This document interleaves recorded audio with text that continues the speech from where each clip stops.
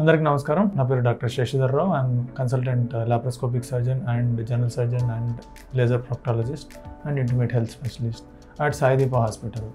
So ఇవాళ మనము ఇంకొక ఇంపార్టెంట్ టాపిక్ గురించి డిస్కస్ చేయబోతున్నాం. అందరూ చాలా కామన్గా డౌట్స్ అడిగేవి, గూగుల్లో వెతికేవి ఈ టాపిక్ అయిన హెర్నియా గురించి ఇవాళ మాట్లాడుకుందాం.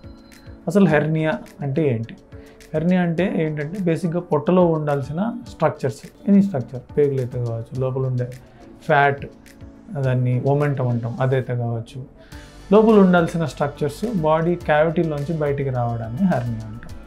సో అది గజ్జల దగ్గర, గ్రాయిన్ అంటాం ఇంగ్లీష్లో, గ్రాయిన్ దగ్గర వస్తే దాన్ని ఇంగ్వెనల్ హెర్నియా అంటాం. అదే బొడ్డు దగ్గర వస్తే దాన్ని అంబ్లికల్ హెర్నియా అంటాం. బొడ్డు పైన వస్తే ఎపిగాస్ట్రిక్ హెర్నియా అంటాం. సో ఆపరేషన్ చేసిన ప్లేస్లో వస్తే దాన్ని ఇన్సిషనల్ హెర్నియా అంటాం. సో బేసిక్గా హెర్నియా అంటే అర్థం ఏంటంటే లోపల ఉండాల్సిన పేగులైనా ఫ్యాట్ అయినా బయటికి రావడాన్ని, అది ఉండాల్సిన ప్లేస్ నుంచి బయటికి వచ్చేయడాన్ని హెర్నియా అంటాం. సో ఈ హెర్నియా కొంతమందికి చాలా సంవత్సరాలుగా ఉంటుంది, అయినా ఏమి కాదు. కొంతమందికి కొన్ని రోజుల్లో చాలా ప్రాబ్లమ్స్ వస్తాయి వీటి వల్ల. సో హెర్నియాని అసలు ట్రీట్ చేయించుకోవాలా వద్దా, దాన్ని అలా వదిలేయచ్చా, దీనికి ఏమైనా మందులు ఉన్నాయా అనే టాపిక్ గురించి మాట్లాడదాం. ఫస్ట్ హెర్నియాని ట్రీట్ చేయించుకోవాలా వద్దా? హెర్నియాని ట్రీట్ చేయించుకోవాలి. దీనికి సింపుల్ ఆన్సర్ ఇస్ ఎస్. ఎందుకు చేయించుకోవాలి? కొంతమంది అవును సార్, నాకు తెలిసిన చాలామంది 20 ఏళ్ళు 30 ఏళ్ళతోటి హెర్నియా అలాగే ఉంది, దానికి వాళ్ళకి ఏం కాలేదు, మరి ఎందుకు సర్జరీ చేయించుకోవాలి? కరెక్టే, అలాగే ఉండేవాళ్ళు అదృష్టవంతులు, ఏ ప్రాబ్లం లేకుండా. కానీ మీరు అదృష్టం మీద ఆధారపడాలనుకుంటున్నారా, లేదంటే సైంటిఫిక్ ఎవిడెన్స్ మీద ఆధారపడాలనుకుంటున్నారా, అది మీ ఇష్టం. సో అదృష్టం మీద ఆధారపడాలనుకుంటే సర్జరీ చేయించుకోవాల్సిన అవసరం లేదు. కానీ సైంటిఫిక్ ఎవిడెన్స్ మీద ఆధారపడాలి అనుకుంటే all hernias should be treated irrespective of size ఎంత ఉందనే దానికి సంబంధం లేకుండా హెర్నియాస్ అన్ని ట్రీట్ చేయాలి. ఎందుకంటే because of the dreaded complications, చాలా భయంకరమైన కాంప్లికేషన్స్ హెర్నియా వల్ల రావచ్చు. కాబట్టి అలాంటి కాంప్లికేషన్స్ కంటే సర్జరీ చాలా బెటర్ ఆప్షన్, కాబట్టి సర్జరీ చేయించుకోవాలి. ఏంటి సార్ ఆ భయంకరమైన కాంప్లికేషన్స్? హెర్నియా బయటికి వచ్చి లోపలికి వెళ్తున్నంత వరకు దాన్ని అన్కాంప్లికేటెడ్ హెర్నియా అంటాం. అదే బయటకు వచ్చి ఇరుక్కుపోతే దాన్ని ఇర్రెడ్యూసిబుల్ హెర్నియా అంటాం. ఇది ఫస్ట్ కాంప్లికేషన్. ఇర్రెడ్యూసిబుల్ హెర్నియా అంత డేంజరస్, లైఫ్ థ్రెటనింగ్ కాదు. దాని నెక్స్ట్ స్టేజ్ ఏంటంటే లోపల నుంచి పేగులు బయటకు వచ్చి అలాగే ఇరుక్కుపోయి దాన్ని అబ్స్ట్రక్టెడ్ హెర్నియా అంటాం. సో దీనివల్ల ఏమవుతుందంటే పేగులు ఇక్కడి నుంచి తినే దారి దగ్గర నుంచి మోషన్ వచ్చే దారి, డైజెస్టివ్ సిస్టమ్ అంతా ఒక పైప్ లాంటిది. పైప్ ఇలా ఒకదాని మీద ఒకటి ఇలా చుట్టుకొని ఉండే పైప్ లాంటిది. ఆ పైప్ని మీరు ఎక్కడైనా బ్లాక్ చేసేస్తే, బెల్లిపెట్టి ఇలా తిప్పేస్తే ఏమవుతుంది?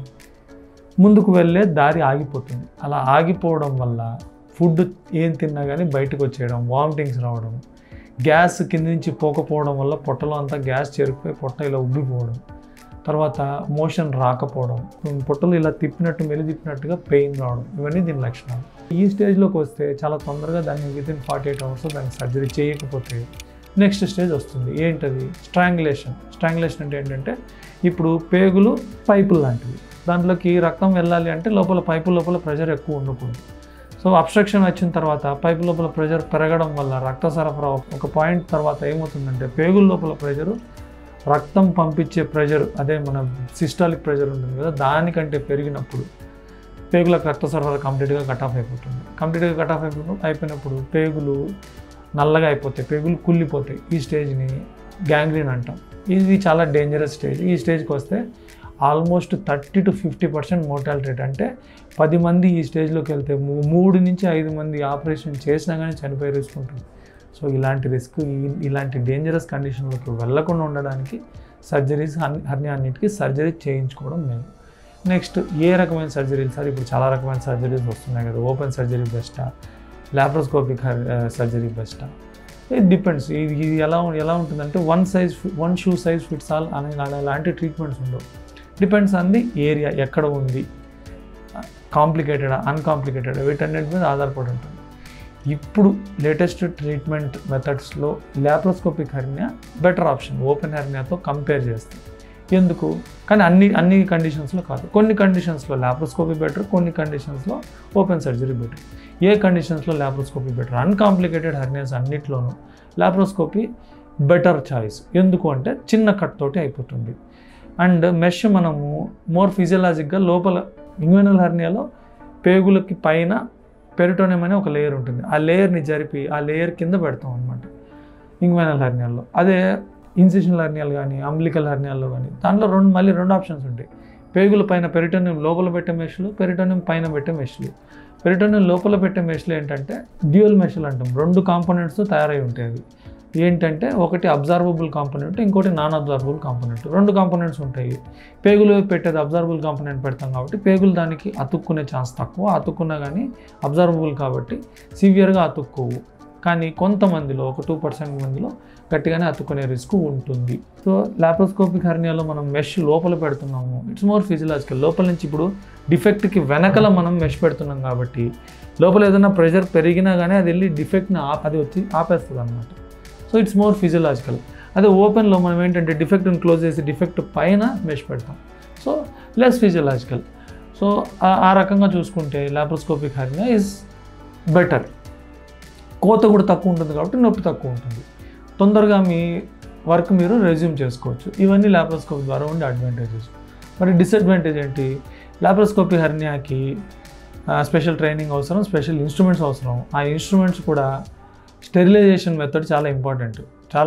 చాలా హాస్పిటల్స్లో ఏంటంటే వాళ్ళకు సొంత ల్యాబ్ సెట్ ఉండకపోవడం, లేదంటే ఈటీఓ స్టెరిలైజేషన్ ఇది చాలా ఇంపార్టెంట్. హెర్నియాలు చేయాలి అంటే hernia is a very clean surgery. చాలా క్లీన్ ఎన్విరాన్మెంట్లో చేయాలి. మనం బయట నుంచి ఒక మెష్ బాడీలో పార్ట్ కానిది ఒకటి బాడీలో పెట్టేటప్పుడు చాలా స్టెరైల్ కండిషన్స్లో చేయడం చాలా ఇంపార్టెంట్. ఆ స్టెరిలిటీ మెయింటైన్ చేయకపోతే మెష్ ఇన్ఫెక్షన్లో వచ్చే రిస్క్ ఉంటుంది. మెష్ ఇన్ఫెక్షన్ రాకుండా ఉండాలంటే ఈటీఓ స్టెరిలైజేషన్ అనేది చాలా ఇంపార్టెంట్. సో మీరు హెర్నియా సర్జరీ ఒకవేళ లాప్రోస్కోపీ ద్వారా చేయించుకుందాం అనుకుంటే మీ సర్జన్ని అడగండి, ఈటీఓ స్టెరిలైజ్డ్ ఇన్స్ట్రుమెంట్స్ వాడుతున్నారా లేదా, స్టెరిలైజేషన్ ప్రోటోకాల్స్ వీటి గురించి కొంత జాగ్రత్త తీసుకోవడం చాలా ఇంపార్టెంట్. ఎందుకు అంటే one of the most feared complication సర్జరీలో, లాప్రోస్కోపిక్ సర్జరీలో, ఎస్పెషల్లీ హెర్నియా సర్జరీలో చాలా సర్జన్స్ అందరూ భయపడే కాంప్లికేషన్ ఏంటంటే మెష్ ఇన్ఫెక్షన్. ఈ మెష్ ఇన్ఫెక్షన్ రాకుండా ఉండడానికి ఏమేమైతే జాగ్రత్తలు అవసరమో హాస్పిటల్ సైడ్ నుంచి, సర్జన్ సైడ్ నుంచి అవి ఖచ్చితంగా వాళ్ళు తీసుకోవాలి.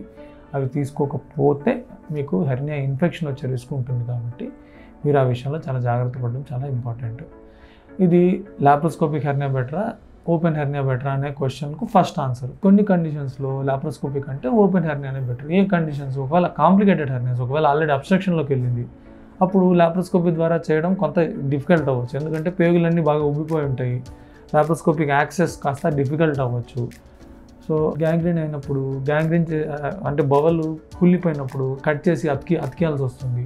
ఈ కండిషన్లో లాప్రోస్కోపీ అంత సూటబుల్ కాకపోవచ్చు. కానీ అడ్వాన్స్ ల్యాబ్ సెంటర్స్లో ఈ కండిషన్స్ని కూడా లాప్రోస్కోపీ ద్వారా చేసే అవకాశం ఉంటుంది. బట్ ప్రిఫర్డ్ ఆప్షన్ దీంట్లో ఓపెన్ సర్జరీనే. ఇంకా లాప్రోస్కోపీ ఓపెన్కి కంపారిజన్ వచ్చినప్పుడు కాస్ట్ లాప్రోస్కోపీలో కాస్త ఎక్కువగా ఉంటుంది డెఫినెట్గా. ఎందుకంటే మనం పెట్టే మెష్, స్పెషల్ మెష్ పెట్టాలి. ఆ మెష్ కాస్టే ఎక్కువగా ఉంటుంది. మెష్ కాస్ట్తో పాటు జనరల్ అనెస్థీషియా పెద్ద మొత్తంలో చేయాల్సి వస్తుంది. అండ్ మెష్ను ఫిక్స్ చేయడానికి ట్యాకర్ అనే ఒక స్పెషల్ ఇన్స్ట్రుమెంట్ వాడతాం. ఇది కూడా సింగిల్ యూజ్ డిస్పోజబుల్ డివైస్ ఉంటుంది. దీనికి కూడా కాస్ట్ ఎక్కువ ఉంటుంది. వీటన్నిటిని దృష్టిలో పెట్టుకుంటే laparoscopic surgery, open surgery almost 1.5 నుంచి 2 రెట్లు ఎక్కువ కాస్ట్ మీకు అవ్వచ్చు.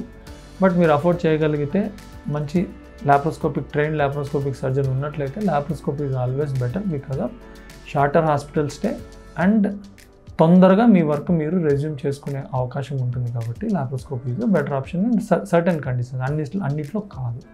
ఓకే, నెక్స్ట్ హెర్నియా ట్రీట్మెంట్ ఎప్పుడు చేయించుకోవాలి సార్? నాకు ఆల్మోస్ట్ 5 సంవత్సరాల నుంచి హెర్నియా ఉంది, నేను ఇంకొక 5 సంవత్సరాలు ఆగచ్చా? ఈ క్వశ్చన్కి క్లియర్ కట్ ఆన్సర్ ఎవరు చెప్పలేదు. ఎందుకంటే కాంప్లికేషన్స్ రాకముందే హెర్నియా సర్జరీ చేయించుకోవడం అనేది బెటర్ ఆప్షన్. మరి కాంప్లికేషన్స్ ఎన్ని రోజుల్లో వస్తాయి, ఎన్ని వీక్స్లో వస్తాయి, ఎన్ని మంత్స్లో వస్తాయి, ఎన్ని ఇయర్స్లో వస్తాయి అనే దానికి క్లియర్ ఆన్సర్ లేదు. కొంతమందికి కొన్ని సంవత్సరాలైనా ఏ కాంప్లికేషన్ రాదు. కొంతమందికి వారం రోజుల ముందు వచ్చి హెర్నియా గురించి చూపెట్టుకుని వారం రోజుల్లోనే అబ్స్ట్రక్షన్, గ్యాంగ్రీన్లోకి ఎండ్ అయిన పేషెంట్స్ని కూడా నేను చాలా చూశాను, వాళ్ళకు కూడా ఆపరేట్ చేశాను. సో నా సజెషన్ ఏంటంటే, ఒకవేళ మీకు హెర్నియా ఉన్నట్లయితే నియరెస్ట్ సర్జికల్ స్పెషలిస్ట్ని కలిసి వాళ్ళ అడ్వైస్ ఫాలో అవ్వండి. దీనికి షార్ట్ కట్స్ ఏమీ లేవు. సార్ సర్జరీ కాకుండా వేరే ఆప్షన్స్ ఏమైనా ఉన్నాయి ట్రీట్మెంట్కి? ఏ ఆప్షన్స్ లేవు. మీకు ఎవరైనా నేను మందులతో హెర్నియాని క్యూర్ చేస్తానో, డ్రాప్స్ తోటి క్యూర్ చేస్తానో, మసాజులతోటి క్యూర్ చేస్తానో చెప్తే నమ్మకండి. వాళ్ళు మిమ్మల్ని మోసం చేయడానికి ట్రై చేస్తున్నారు. There is no other acceptable treatment for hernia other than surgery. Surgery కాకుండా వేరే ఏ ట్రీట్మెంట్ మెథడ్ దీనికి సూటబుల్ కాదు. ఇది క్లియర్గా గుర్తుపెట్టుకోండి.